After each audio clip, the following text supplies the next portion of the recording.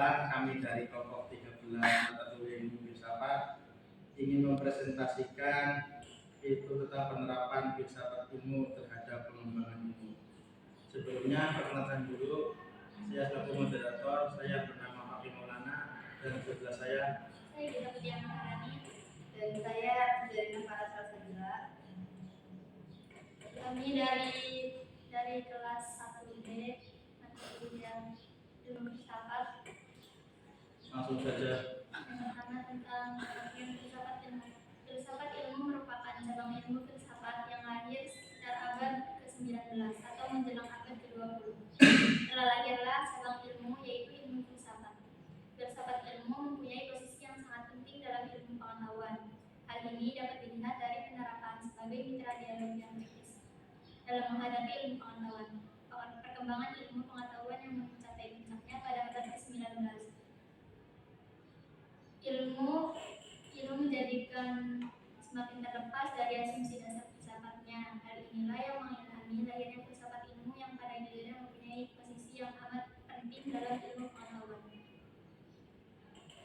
Filsafat ilmu dapat dilihat dari peranan sebagai mitra dialog yang kritis terhadap perkembangan ilmu pengetahuan. Filsafat ilmu juga mencoba memperkenalkan diskusi ilmu pengetahuan secara utuh, integral dan integratif.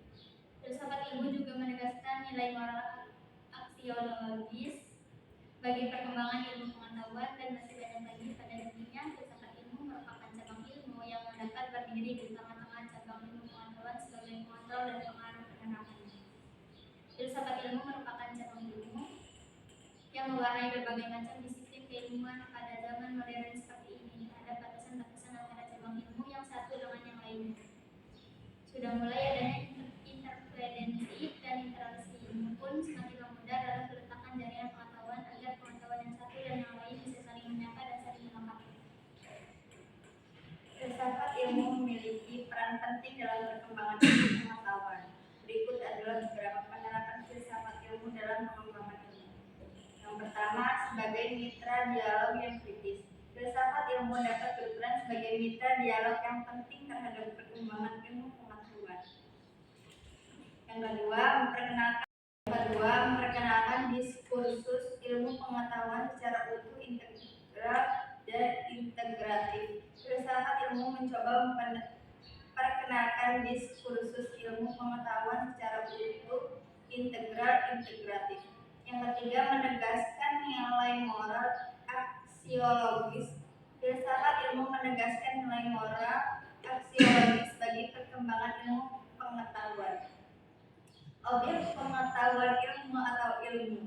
Objek pengetahuan ilmiah atau ilmu. Sebuah pengetahuan ilmiah atau ilmu memiliki perbedaan dengan bentuk pengetahuan yang umum.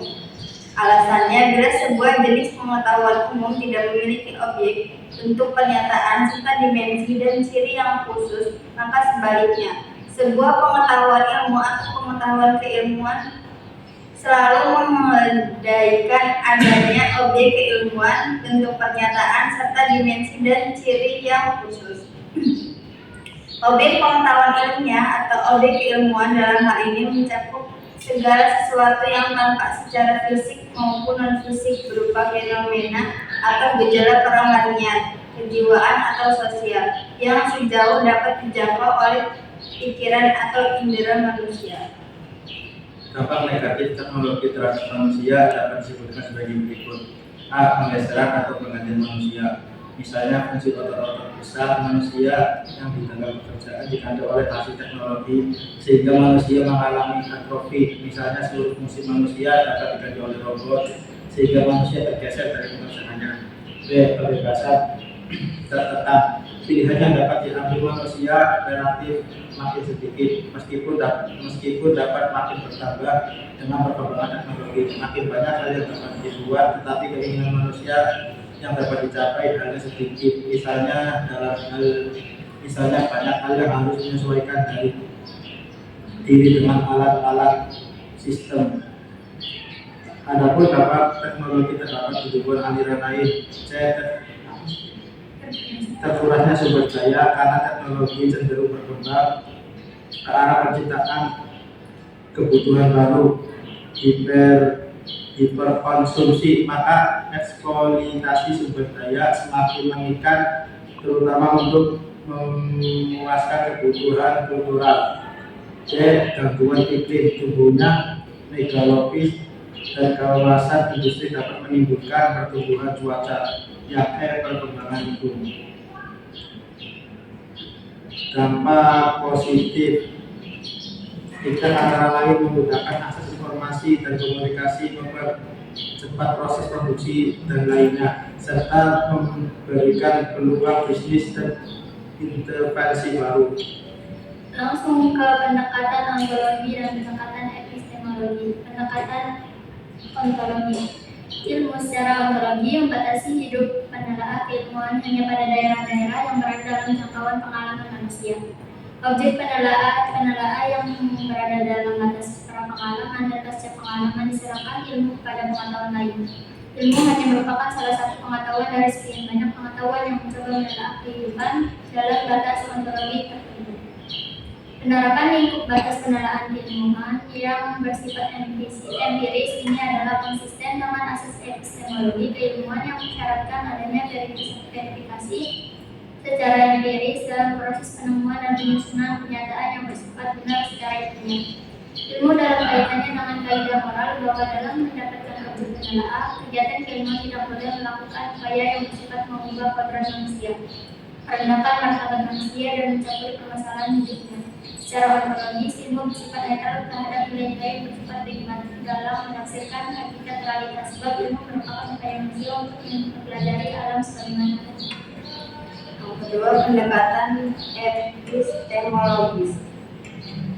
Landasan epistemologi itu tercermin secara operasional dalam metode ilmiah. Metode ilmiah pada dasarnya merupakan cara ilmu memperoleh dan menyusun tubuh pengetahuannya berdasarkan kerangka pemikiran yang bersifat logis dengan argumentasi yang bersifat konsisten dengan pengetahuan sebelumnya yang telah berhasil disusun.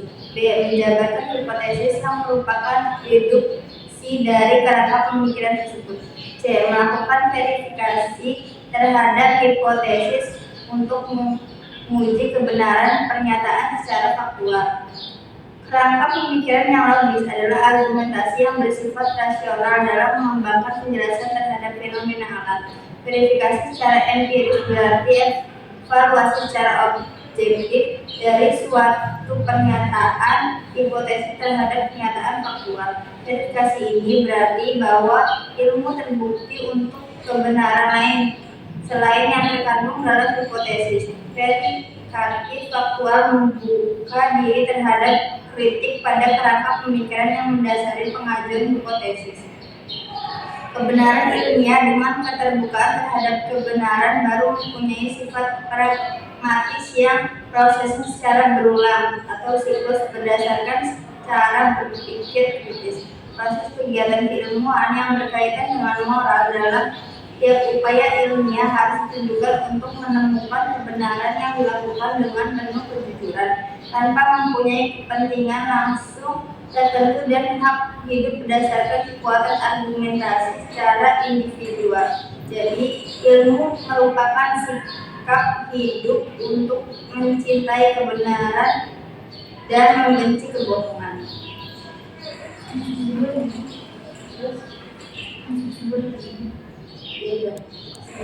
Kesimpulannya, filsafat ilmu memiliki peran penting dalam perkembangan ilmu pengetahuan.